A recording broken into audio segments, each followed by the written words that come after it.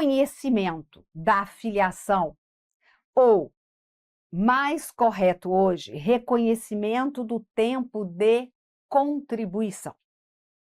Nós sabemos que a Previdência Social, organizada sob a forma do Regime Geral de Previdência Social, tem caráter contributivo e filiação obrigatória. E sabemos que, em relação a essa filiação obrigatória, né, ela está intimamente ligada ao exercício da atividade remunerada. Quando você estuda segurados obrigatórios da Previdência e estuda filiação e inscrição, você percebe que a filiação de um segurado obrigatório está intimamente ligada ao exercício da atividade remunerada. Pode até não ter havido a inscrição, que é o quê? É o cadastramento desse segurado perante o regime geral de previdência social. Mas a partir do momento que ele exerce atividade remunerada que o enquadre como segurado obrigatório da previdência social, ele então tem a obrigação, né, de contribuir. Muito embora não ocorra, mas ele teria a obrigação de contribuir. Até mesmo a Receita Federal do Brasil, sabendo da existência do exercício da atividade, pode lançar de ofício o crédito relativo às contribuições. Ah, mas por que não faz? Não faz muitas vezes por conta de relação custo-benefício do trabalho do auditor com a arrecadação. Mas é possível, já ocorreu em muitos casos, o lançamento de ofício de contribuições daquela pessoa que se enquadrava como segurada obrigatória, mas simplesmente não se inscreveu e nem recolheu relativamente a um determinado período. Bem, isso estou contando para falar para vocês o quê? Que a filiação ao regime geral de previdência social, ela é obrigatória, desde que, obviamente, exerça atividade remunerada abrangida pela lei. Muitas vezes, a pessoa não se inscreve, né, e nem recolhe as contribuições.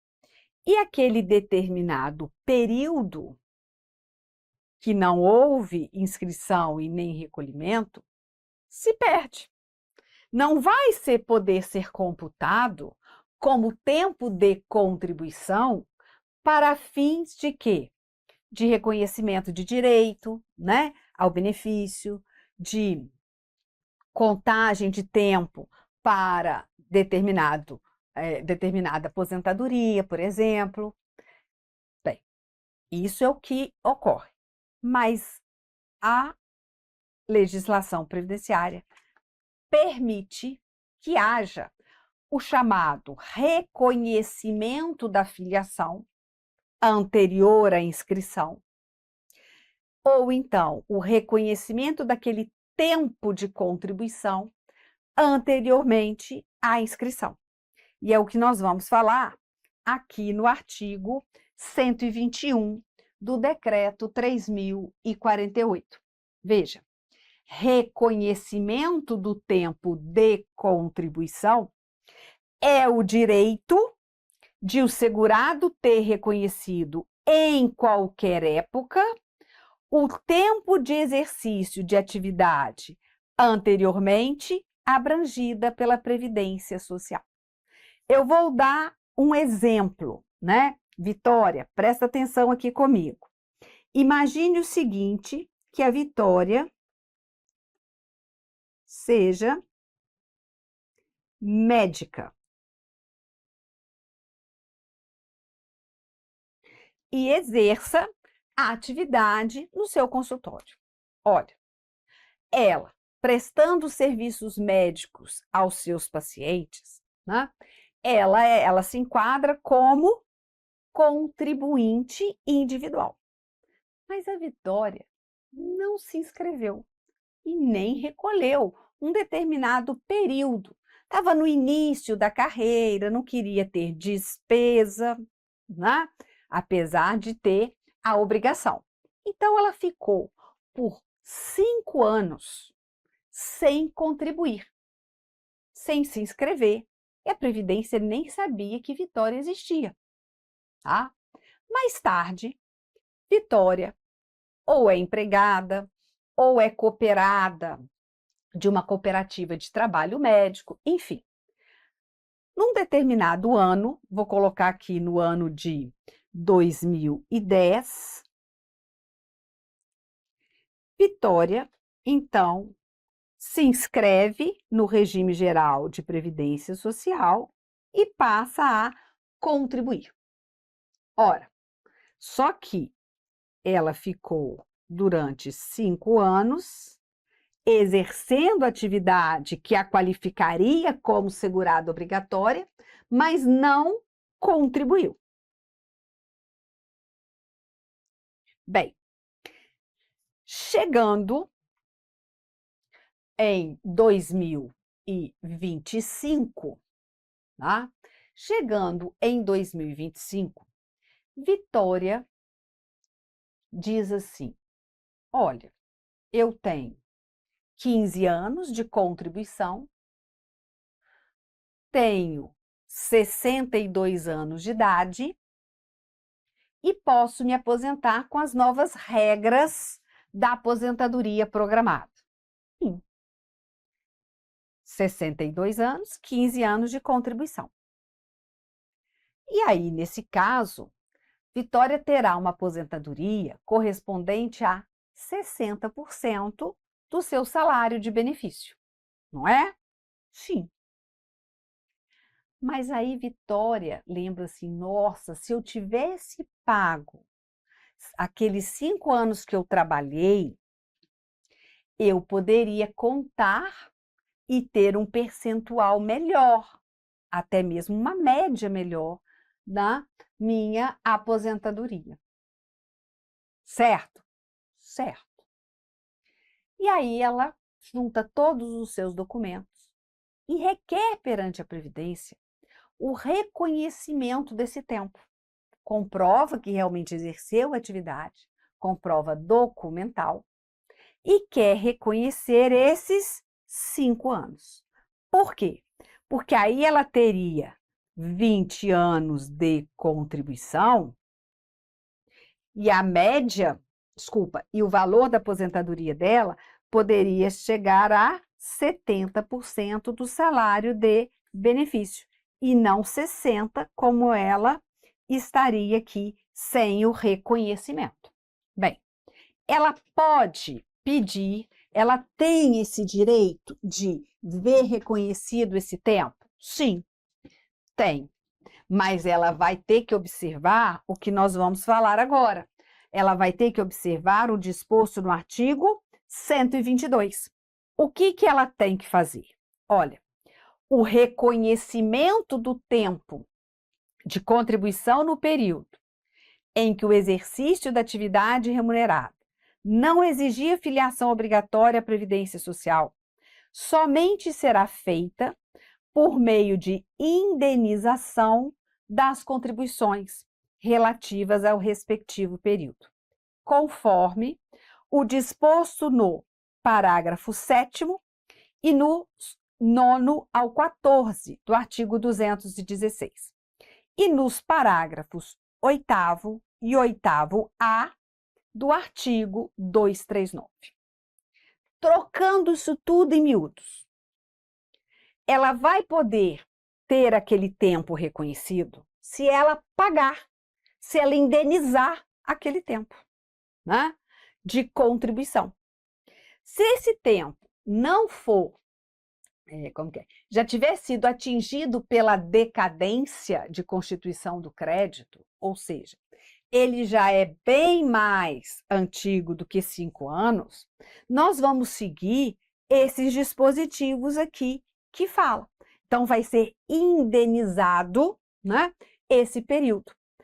E aí, cuidado, porque o parágrafo 1º do artigo 122 diz assim: o valor a ser indenizado poderá ser objeto de parcelamento, por solicitação do segurado, à Secretaria Especial da Receita Federal do Brasil, do Ministério, atualmente, da Fazenda, tá? Do Ministério da Fazenda. Embora no decreto esteja da Economia, porque quando estava ali a redação, era Ministério da Economia, mas hoje sabemos que a Receita Federal do Brasil é um órgão do Ministério da Fazenda. Bem, para fins de contagem recíproca, então eu quero pegar tempo do regime geral e levar para outro regime, né? O tempo de serviço prestado pelo trabalhador rural, anteriormente à competência de novembro de 91, somente será reconhecido por meio da indenização. Sim, observado o disposto nos parágrafos 8º e 8º-A do artigo 239. Então, eu tenho duas situações aqui. Uma situação em que a pessoa quer ter reconhecido o seu tempo de contribuição dentro do regime geral, né? E ela vai indenizar. A outra é o rural. O rural, para ter reconhecido o seu tempo rural no próprio regime, ele não precisa contribuir, tá? Ele precisa comprovar o exercício da atividade. Mas se ele quiser levar esse tempo anterior a 91 para a contagem recíproca, ou seja, para a contagem em outro regime de previdência, ele também tem que indenizar o período, tá? Senão ele não tem a chamada certidão de tempo de contribuição emitida. Bem, caso o segurado, contribuinte individual, manifeste interesse, olha só, em recolher contribuições relativas a período anterior à sua inscrição, a retroação da data do início das contribuições será autorizada, desde que comprovado o exercício da atividade remunerada, que é o caso da Vitória, né? Ela comprova a situação, o exercício da atividade como contribuinte individual, antes de ser inscrita, e vai, então, reconhecer, retroagir o início das suas contribuições, fazendo essa indenização. Pode até parcelar o débito perante a Receita Federal do Brasil. Bem, aí a gente fala o seguinte, vamos para o artigo 239, parágrafos 8º e 8º-A. Como que vai ter essa indenização? Então, sobre as contribuições devidas e apuradas, com fundamento no inciso 4 do caput do artigo 127 e no parágrafo 1º do artigo 348, incidirão, quer dizer, já foi, né? Já não tem mais como nós pagarmos, já houve a decadência para constituir. Então, vai lá, olha, incidirão juros moratórios de 0,5% ao mês, então, juros de 0,5% ao mês, limitados a quanto? A 50%.